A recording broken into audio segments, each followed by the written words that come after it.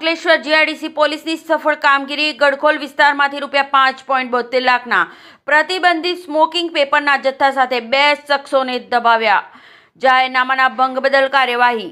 Ankleshwar GIDC પોલીસની સફળ કામગીરી। અંકલેશ્વર જીઆઈડીસી પોલીસની ટીમ પેટ્રોલિંગમાં હતી એ દરમિયાન હેડ કોન્સ્ટેબલ મયુરભાઈ હરિભાઈને મળેલા બાતમીના આધારે ગડખોલના શિવમ રેસિડેન્સીના એક મકાનમાં દરોડો પાડી સરકાર દ્વારા પ્રતિબંધિત કરવામાં આવેલ LIT કંપનીના ગોગો સ્મોકિંગ કોન પેપરનો મોટો જથ્થો ઝડપી પાડવામાં આવ્યો છે।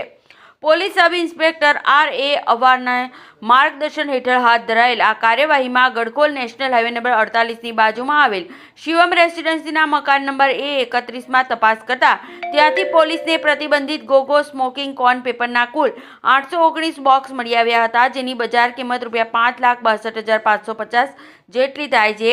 આ સાથે પોલીસે આરોપીઓ પાસેથી ₹10,000ની કિંમતના 2 મોબાઈલ ફોન પણ જપ્ત કર્યા છે। આમ કુલ ₹5,72,550નો મુદ્દામાલ કબજે કરવામાં આવ્યો છે। આ ગુનામાં પોલીસે સ્થળ પરથી નરેશકુમાર શંકરલાલ પ્રજાપતિ ઉંમર વર્ષ 25 અને હરીશ મંગલારામ પ્રજાપતિ ઉંમર વર્ષ 20ની ધરપકડ કરી છે, જેઓ મૂળ રાજસ્થાનના પાલી જિલ્લાના વતની છે અને હાલ ગડખોલમાં રહી આ ગેરકાયદે પ્રવૃત્તિ કરતા હતા। પોલીસ તપાસમાં બહાર આવ્યું છે કે આ પ્રતિબંધિત જથ્થો ખરીદવામાં અને મંગાવવામાં દિનેશ શંકરલાલ પ્રજાપતિ તથા રાજારામ મોતીરામ પ્રજાપતિએ મુખ્ય ભૂમિકા ભજવી હતી। જેઓ હાલ પોલીસ પકડથી દૂર હોવાથી તેમને વોન્ટેડ જાહેર કરવામાં આવ્યા છે।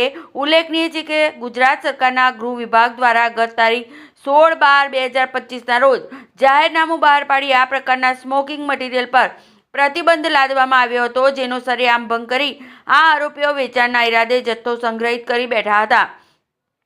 અંકલેશ્વર જીઆઈડીસી પોલીસે આ તમામ આરોપીઓ વિરુદ્ધ ભારતીય ન્યાય સંહિતા BNS 2023ની કલમ 223 અને 54 હેઠળ ગુનો નોંધી ફરાર આરોપીઓને પકડવા અને નેટવર્ક ક્યાં સુધી ફેલાયું છે તે અંગે વધુ તપાસ તેજ કરી છે।